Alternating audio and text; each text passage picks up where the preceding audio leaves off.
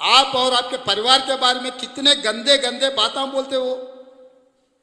वो राजा सिंह के खिलाफ आप चुनाव क्यों नहीं लड़ रहे भाई। सलाउद्दीन ओवैसी जी असदुद्दीन ओवैसी को लंदन भेजा के बारिस्टर पढ़वाए, तो ये बारिस्टर बन के माइनॉरिटी लोगों का हिफाजत करे, उनके हक के लिए सेशन कोर्ट से लेकर सुप्रीम कोर्ट तक उनका आवाज उठाए। इसीलिए सलाउद्दीन ओवैसी जी इनको बारिस्टर पढ़ाए। इन एक केस में अंदर गए तो इनका वकील कौन है, इनको बेल दिलाए से वाले कौन है? दुब्बा का एमएलए रघुनंदन राव। रघुनंदन राव कौन है? बीजेपी का एमएलए। बारिस्टर खुद का केस खुद का वकालत कर सकते हैं। बारिस्टर नहीं, आम आदमी भी खुद का वकालत कर ले सकते, कोई वकील को रखने का जरूरी नहीं है। जब असदुद्दीन ओवैसी का भारतीय जनता पार्टी एमएलए दुब्बा का रघुनंदन राव इनका वकालत लेकर इनको बेल दिलवाया संगारेड्डी कोर्ट में, वो असदुद्दीन ओवैसी मुझे इल्जाम लगा रहे आप आरएसएस के। अरे भाई, शेरवानी के ऊपर पैजामा है बोल के मैं समझा, शेरवानी के नीचे खाकी निक्कर है आपके ने। इनका नाम है आरएसएस अन्ना। ये आरएसएस से अपनी जिंदगी शुरू किए और इसी में उसकी जिंदगी, सियासी जिंदगी का उनको खत्म करेंगे। उन आरएसएस को छोड़ने वाले नहीं हैं। आज कांग्रेस का जो हैदराबाद में हेडक्वार्टर है गांधी भवन, उसको मोहन भागवत कंट्रोल कर रहे हैं और उनकी जबान से जो नफरत निकली है, कुर्ता पैजामा, शेरवानी, सर पे टोपी, दाढ़ी, ये आरएसएस की जबान है, ये गोलवालकर की जबान है, ये हिटलर के नाजिज्म की जबान है।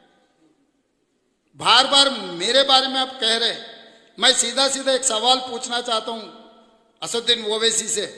एमआईएम किसका पार्टी है? कासिम रिजवी का। कासिम रिजवी कौन है? रजाकर है। किसका? निजाम नवाब का सेनापति। वो रजाकर, वो कासिम रिजवी का पार्टी है।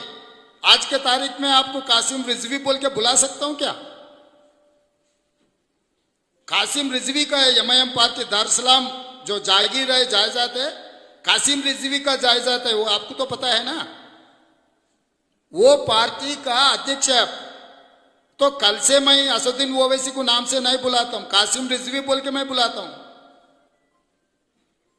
तो मेरे बारे में अगर सचमुच आप जो बोल रहे वो बात सही हुआ तो सीधा सीधा जाके वही केंद्र सरकार में मैं मंत्री बनता था। 20 साल से कभी मैं वो पार्टी से काम किए क्या? आपके वकील कौन है? बस इतना जवाब दो। रघुनंदन राव आपको बेल दिलवाया नहीं दिलवाया? रघुनंदन राव बीजेपी का एमएलए है या नहीं है? गोशा महल के राजा सिंह के खिलाफ आप क्यों नहीं लड़ रहे? मेरा ये 2 सवालों को आप जवाब दो, बात की बात दूसरे बात करेंगे। और पहला जो माइनॉरिटीज पर हमला होता उनके कपड़ों पे होता, हेट स्पीच के जरिए। दूसरा फिर उनके जिस्म पे हमला होता है। तो ये उनकी निशानी है, ये इनकी पहचान है। तो ये आरएसएस का आदमी था, आरएसएस का आदमी रहेगा और ये नफरत करता है। मैं पहले भी कहा हूं कि नफरत करता है जिसके चेहरे पे दाढ़ी है, सर पे टोपी है। तो उनको खुल के बोलना चाहिए कि हमको कुर्ता पैजामा शेरवानी पहनना वोट नहीं चाहिए।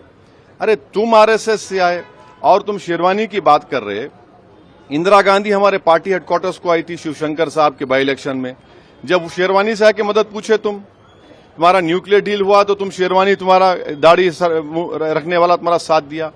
आज हमको आप रजाकारों से जोड़ रहे हैं। अरे तुमको तारीख नहीं मालूम, तुम कमजोर है हिस्ट्री में, पढ़ो कभी।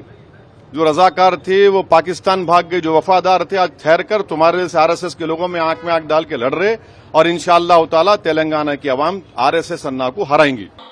यहां पर मैं सवाल करना चाह रहा हूं। अकबरुद्दीन ओवैसी, असदुद्दीन ओवैसी मुझे बोल रहे अब संघ परिवार के है नहीं है, भाग्यलक्ष्मी मंदिर में आ जाओ, भाग्यलक्ष्मी मंदिर में अब बयान दे दो।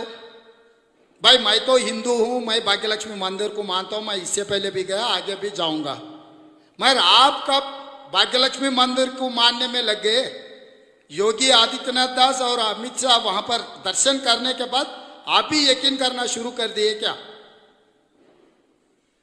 बुलाना था जहांगीर पीरला दरगाह में, बुलाना था दिल्ली में निजाम के जो दरगाह है, दरगाह में आओ, दरगाह में उठाओ बोल के कुछ बोलना था। अब दरगाह में नहीं बुला रहे, भाग्यलक्ष्मी मंदिर में मुझे बुला रहे। मेरे कोई एतराज नहीं वहां पर आने के लिए। उसके साथ साथ और एक सवाल मैं पूछना चाहता हूं आपसे। योगी आदित्यनाथ और अमित शाह के कास पट्टा, उसके दिमाग, उन लोगों के दिमाग में, दिल में जो है वही काम करते। बीजेपी का एमएलए, सीनियर नेता, उसका नाम नहीं लेता हूं क्योंकि ठीक नहीं रहता, कितने बार आपके घर में, शास्त्रीपुरम आपके महल में दावत दिए। कर्नाटका चुनाव में आपके ही गाड़ी में वो कर्नाटका चुनाव बीजेपी का काम किए उन्होंने। ये सच है नहीं है? मैं वही भाग्यलक्ष्मी मंदिर में गीता मैं उठा के मेरे सर पे लगा के मैं जो बोल रहे आप, मैं कसम खाता हूं, आपको हिम्मत है मक्का मस्जिद में कुरान उठा के सर पे लगा के मेरे घर पे अमित शाह और योगी का खास आदमी बीजेपी एमपी मेरे घर पे नहीं आया, मैं दावत नहीं दिया बोल के आप मक्का में कुरान उठा के आप बोलने का तैयार है क्या? ये बात छोड़ो भाई। आपके हैदराबाद अतराफ में 7 असेंबली है, 7 में से गोशा महल भी एक है। गोशा महल में आपका दारुसलाम हेडक्वार्टर है, एमआईएम का हेडक्वार्टर है। आप वहां से चुनाव क्यों नहीं लड़ रहे? वहां का एमएलए राजा सिंह से क्या दोस्ती है आपका? मैं सीधा जवाब मांग रहा हूं असदुद्दीन ओवैसी से।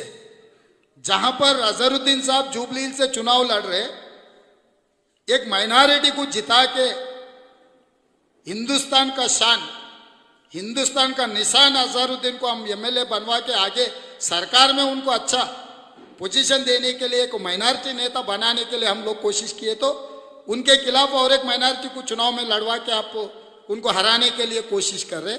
जहां पर गोशा महल में राजा सिंह आपके जानी दुश्मन बोलते, आप और आपके परिवार के बारे में कितने गंदे गंदे बातें बोलते हो। वो राजा सिंह के खिलाफ आप चुनाव क्यों नहीं लड़ रहे भाई?